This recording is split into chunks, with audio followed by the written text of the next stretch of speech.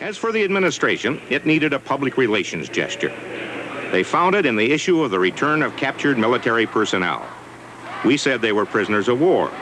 The communists said they were war criminals, and they treated our men with cruelty, torture, and humiliation. Finally, they let our boys come home.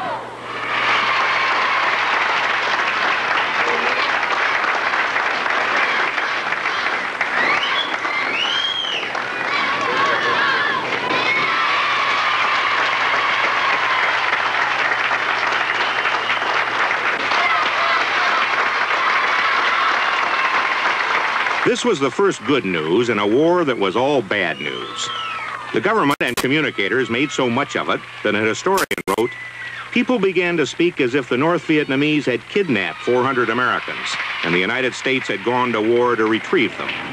We are honored to have had the opportunity to serve our country under difficult circumstances.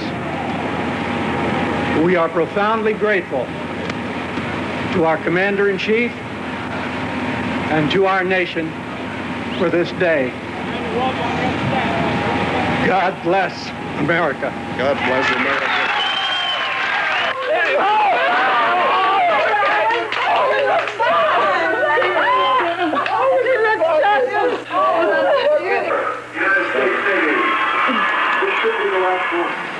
When World War I veterans came home, they proudly wore their uniforms even to work.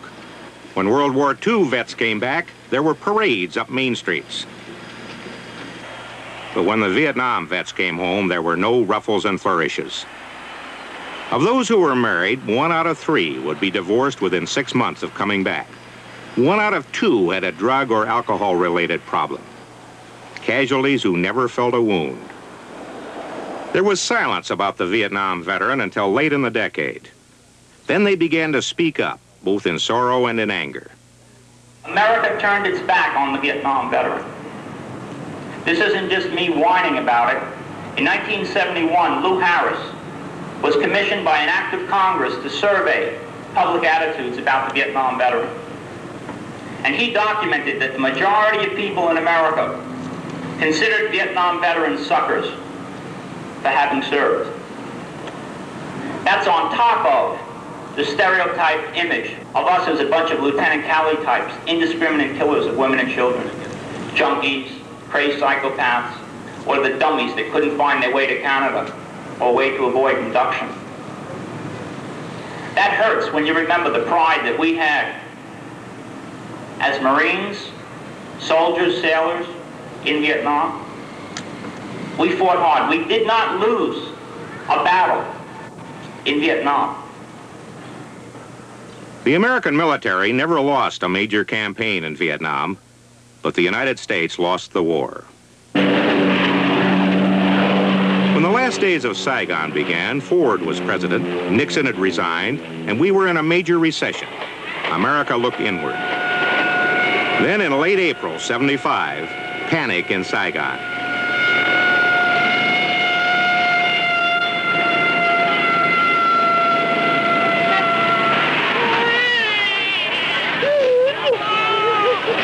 The American Congress refused to give South Vietnam any further money for military action.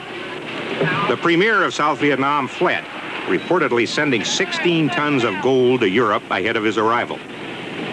We did evacuate tens of thousands of our allies, but then we snapped the escape door shut. American TCN, not for Vietnamese. Tomorrow, go to gate 1, okay? No,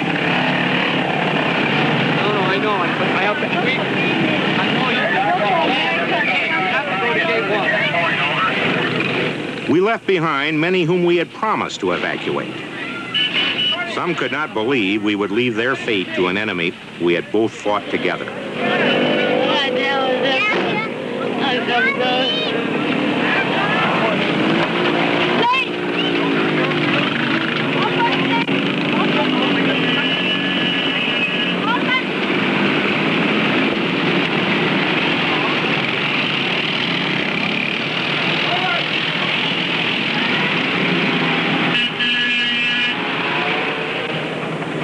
The end of April, evacuation by helicopter began.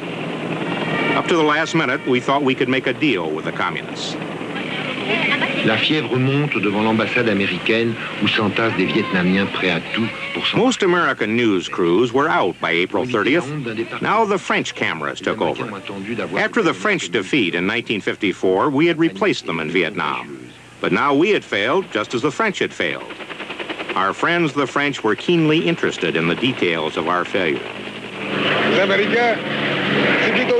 The real trouble with the Americans is what they think of us. They think we're pigs. There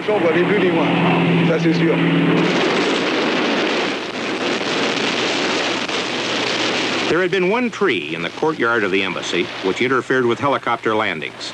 The ambassador was so sure he could make a deal with the enemy that until the last moment he refused to have the tree cut down. Then it went, and the last flight out of Saigon took place.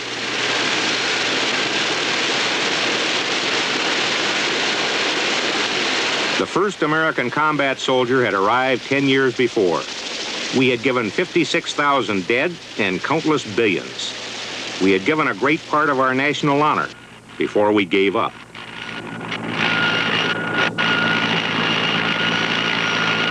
It was the worst foreign policy defeat in American history. We left in such a hurry that we forgot to destroy some things. The personnel records naming thousands of people who had aided us. We had prepared a list of our closest friends for our worst enemies to find. All the communists had to do was read the addresses and arrest the people. Abandoned by the Americans, a South Vietnamese colonel shot himself in the head. The South Vietnamese army did not fight in Saigon. Despite the billions of dollars we had spent on training and equipment, when the final attack came, the army of our allies did not defend its capital city. The North Vietnamese army rolled in without opposition.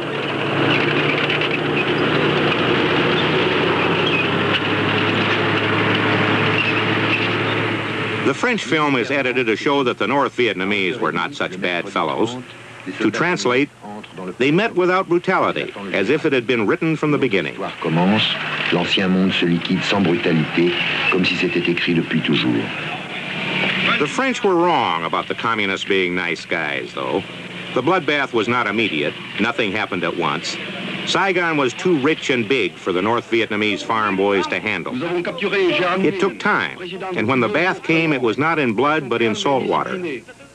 Hanoi forced their enemies to take to the seas, to become boat people by the hundreds of thousands. Vietnam would become a brutal, racist state. On May 5th, 1975, there was a media event seen around the world. The South Vietnamese had erected a statue to the men who had fallen in the defense of their country.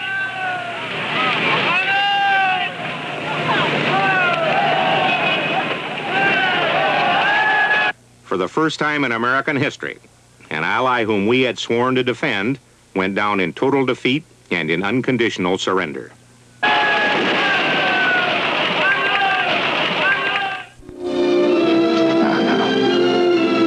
If there's a single theme to the late 70s, it's uncertainty. In the early 70s, Watergate, Woody Allen touched the mood even before politicians made speeches about it. Uncertainty accurately portrayed. Now move closer to her. How close? The length of your lips. That's very close. Come on, move. The ghost of Humphrey Bogart reassuring Woody Allen, telling him that with a little help from the past, the most ordinary person can make out. Now what? Now, tell her that she moves something in you that you can't control. You're kidding. Go ahead. From me, it's corny. She'll love it. It's like Fred Astaire looks great in Tails. I look Will lousy. you leave Fred Astaire out of this and say something? I love the time we've spent together. So have I. Was that all right? I don't want to use your other line about moving something. You're doing fine, kid. Now, tell her that you've met a lot of dames, but she is really something special. Oh, that she won't believe. Oh, no? I have met a lot of dames, but you are really something special. Really? She bought it. Now put your right hand around her shoulders and pull her That I close. can't do. No. Go ahead. Go on. Okay. Let me try. This kind of ineptness would not have appealed to a generation that had won a war. They had a different picture of America.